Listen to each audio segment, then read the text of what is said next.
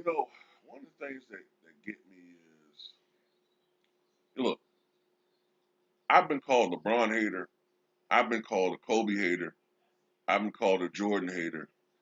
Um, I've been called a Curry hater.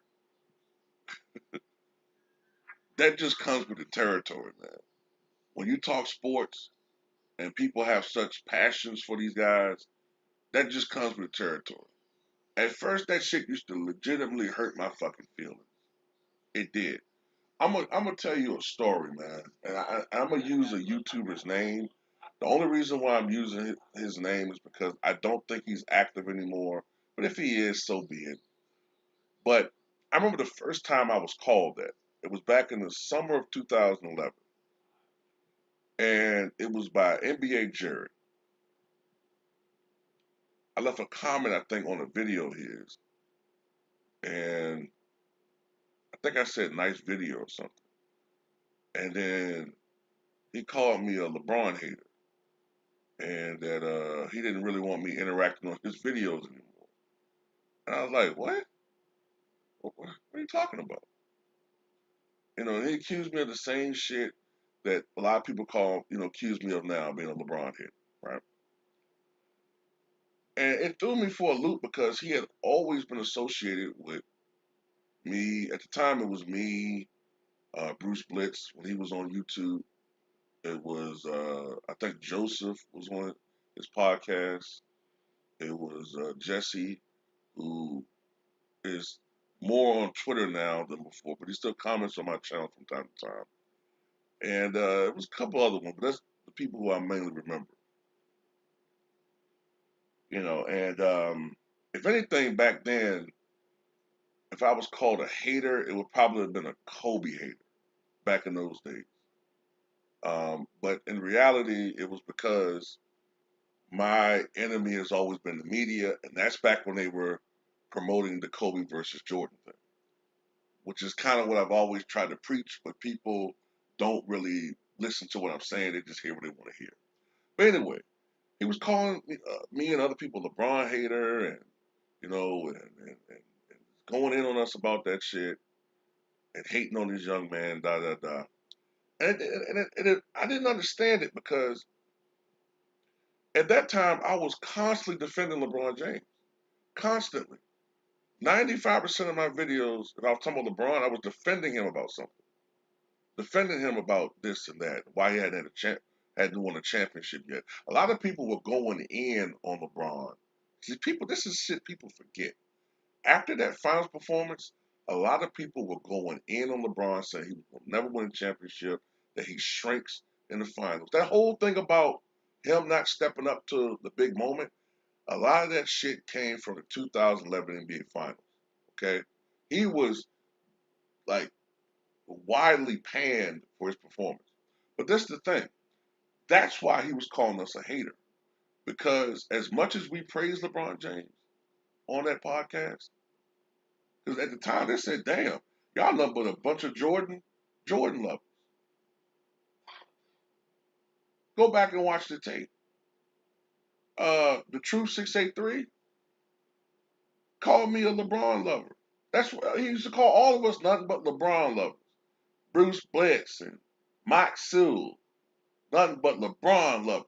That's what they called us back then. But you know why NBA Jerry turned on us? Because we dared criticize LeBron James for his 2011 final performance. I'm sorry, but it was terrible. You have to be honest. If you watch those games and those excuses, he got outplayed by the likes of Jason Terry and Deshaun Stevenson.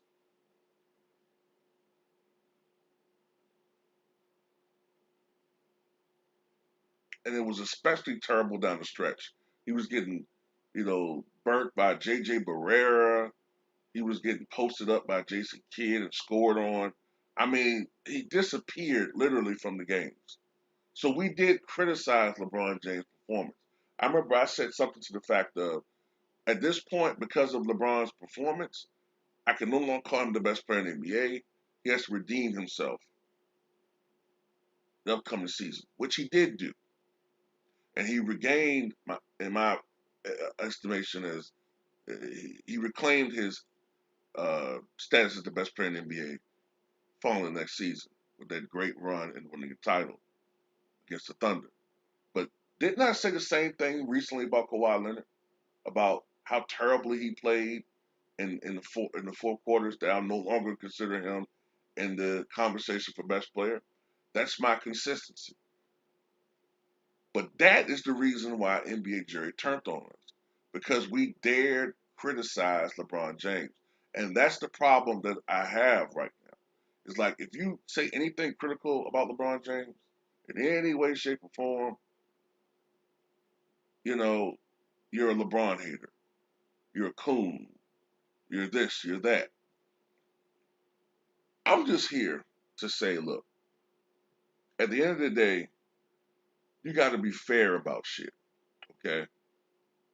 One thing I don't like is revisionist history. One of the biggest myths ever is that LeBron James played with a bunch of bums in 2007, okay? Now, I did a video talking about this before, but I had to go more in depth this time, okay? I had to go more in depth to totally put the proverbial nail in, actually, fuck the nail, put the fucking proverbial cross in this demon's chest, this lie, this myth, okay? That he played with a bunch of bums. Like, LeBron James had a book bag full of bums that he carried up and down the court for 48 minutes, the first 3 rounds of 2007 playoffs. By the time he got to the finals, the load just got too heavy. And, oh man, even my greatness, I can't carry this load no more. Lord, it. And just fell off and fell back on the court and just got swept. Like, he averaged 40 points, 20 rebounds, and 15 assists. And, everybody else has scored 2 points apiece. And, and that his teammates were basically like the little Monstars when they were the little Monstars before they became the big Monstars in Space Jam. This is the truth, okay?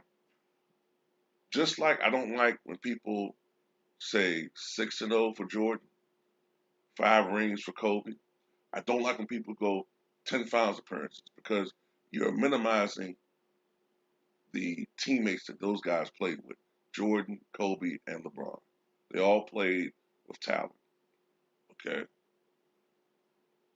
A championship is a team accomplishment. But without further ado, let's go back to 2007, okay? Now, that year, Cleveland was 50 and 32, okay? 50 and 32, which for that era was a pretty good record. You know what I'm saying? It was a pretty good record. In the first round in 2007, they played the Wizards. This was the Gilbert Arenas team. They were 41 and 41. Game one, the Cavs won 97-82. Who was the high scorer for the team that game? It was Larry Hughes. He had 26 points and 7 rebounds on 9 of 17 shooting. LeBron had 23 points, 9 rebounds, and 7 assists. So he got outscored in the first game by Larry Hughes. Now, mind you, I've said that Larry Hughes was formerly an All-Star with the Washington Wizards. And he had a really big series against Washington that year. With the Wizards, he was an All-Star, and I think he averaged 22 points, led the league in steals. Great defensive player, but they'll tell you he's a bum. Game two, Cavaliers won 109-102. Larry Hughes had 19 points, 8 rebounds, 5 assists. Zydrunas Ilgauskas had 16 points. Drew Gooden had 24 points, 14 rebounds. LeBron, 27 points, 8 rebounds, 7 assists, but he only shot 8 of 22 from the floor. Game three, the Cavs won 98-92. Ilgauskas had 24 points and 8 rebounds. LeBron had a team high 30 points and 9 assists. Of course, I'm not minimizing that LeBron wasn't their best player, but they just make it seem like he didn't have any help. Game four, which was a closeout game, Cleveland won that game as well. They swept the Wizards. But LeBron had 31 points, but he only shot 8 of 22 from the floor. Larry Hughes had 19 points. Ilgauskas had 20 points and 19 rebounds. But they'll tell you Ilgauskas was a bum that only averaged like 5 and 4. Ilgauskas, in my opinion, is the third best center in the history of the Cleveland Cavaliers franchise, behind only Brad Daugherty and Nate Thurman. And yes, he was better than Tristan Thompson. Next round, they play the Nets. Now, the Nets were beginning to fall off as a team by that time, okay? They were 41 and 41. Game one, the Cavs won 81-77. Now, if you notice, these scores are a lot lower, right? And that's because of the era. I told you guys, like, this was when the game was a little bit slower, especially in the Eastern Conference, was more half court affair. There weren't as many threes taken then. Defenses still, they had done away with hand checking, but defenses were still a little bit better. It, the freedom of movement rule really killed defense a couple of years ago, but you still could do a little bit of something on defense. But anyway, LeBron had 21 points, 11 rebounds, 7 assists. Only shot 8 of 21 that game. Sasha Pavlovic had 15 points. Larry Hughes had 17 points, 6 assists. Ilgauskas, 8 points, 14 rebounds. Drew Gooden, 14 points, 14 rebounds. Game two, the Cavs won 102-92. LeBron had 36 points, 12 assists. Dominant performance. Sasha Pavlovic had 17 points. Game three, the Nets won that game 96-85. LeBron had 18 points and 12 assists, but only shot 5 of 16 from the floor. Larry Hughes had 23 points. Okay. Game four, the Cavs won 87-85. LeBron had 30 points, 9 rebounds, 7 assists, shot very well. Larry Hughes had 19 points. Game five, the Nets won 83-72. LeBron had 20 points, but only shot 5 of 14 from the floor. Ilgauskas was only 6 of 8 from the floor. That's a good percentage, but only shot the ball 8 times. But he had 16 points going on with 6 rebounds. And in game six, the Cavaliers wrap up the series, winning 88-72. LeBron had 23 points, 8 rebounds, 8 assists. Only shot 8 of 20 from the floor. Donyell Marshall shot 6 of 11 for 18 points. Hit 6 threes. Drew Gooden, 8 of 11, 16 points, 7 rebounds. Next round, they play in the Eastern Conference Finals the Detroit Pistons, who were 53 and 29. The Detroit Pistons were favored to win that series. First game, the Pistons won 79-76. LeBron had 10 points, 10 rebounds, 9 assists. Anderson Varejao, 6 of 9 from the floor, 13 points, 8 rebounds. Ilgauskas, 22 points, 13 rebounds. The next game, the Pistons won also 79-76. The Pistons had took a 2-0 lead. LeBron, 19 points, 7 assists, 6 rebounds. But he only shot 7 of 19 from the floor. So as you can see, LeBron was struggling initially in this series. Anderson Varejao, 14 points, 14 rebounds. Sasha Pavlovic, 7 of 10 from the floor, 14 points. Game three, the Cavs won 88-82. LeBron had 32 points, 9 rebounds, 9 assists. Pavlovic had 18 points. Ilgauskas, 16 points, 7 rebounds. Game four, the Cavs won 91-87. LeBron had 25 points, but only shot 8 of 19 from the floor, 11 assists, 7 rebounds. Boobie Gibson saved the day with 21 points. Drew Gooden saved the day, 8 of 14 shooting, 19 points, 8 rebounds. I remember that game because Gibson got threes in that game. Um, Game five, that's the most memorable game of that series. That's the game that most people recollect. The Cavs won 109-87. LeBron had 48 points, 9 rebounds, 7 assists. Ilgauskas chipped in with 16 points, 8 rebounds. And in Game 6, the Cavs won 98-82. LeBron had 20 points, 14 rebounds, 8 assists, but he only shot 3 of 11 from the floor. Ilgauskas had 11 points, 12 rebounds. Boobie Gibson went off. 31 points, 6 rebounds, 7 of 9 from the floor. On fire. Remember that game?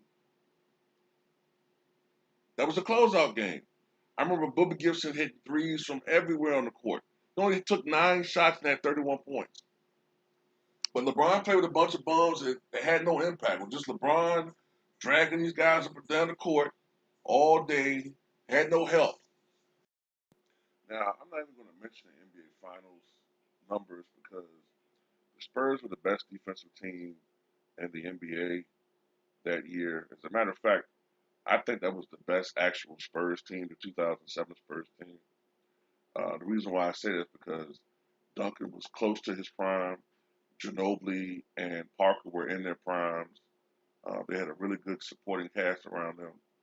And, basically what they did was they cut off the lanes and they just dared LeBron James to beat him from the outside. And that was his perceived weakness back then. He wasn't a really good outside shooter. He's gotten better at it. He's not as consistent as you like him to be, but you got to respect it. Back then, on a normal night, LeBron was not a good jump shooter. Now, everybody remembers that 48-point performance, and because that's so fresh in their minds, they kind of think every game is like that. But in reality, as you can see, LeBron had many games where he struggled from the floor. But why is that the case now, where you see LeBron having games where he struggled, as opposed to now where, LeBron's like he shoots well all the time. It's just changes in the NBA. You know, when you score 2/3 of your points in the paint or at the foul line, as opposed to then where it probably was more like maybe half of his points came from the paint or foul line, and he was forced to shoot from the outside more. That's why back then he was shooting more like 47, 48% as opposed to 50, 51% now. Just because of the way the game is. The bigs aren't down low anymore to clog up the middle.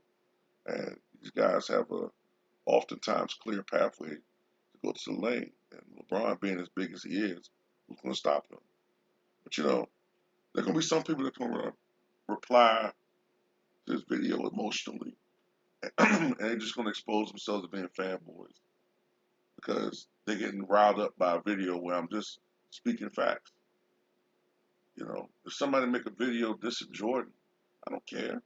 Or if they make a video dissing Kobe, as long as it's basketball related, I don't really give a shit too much.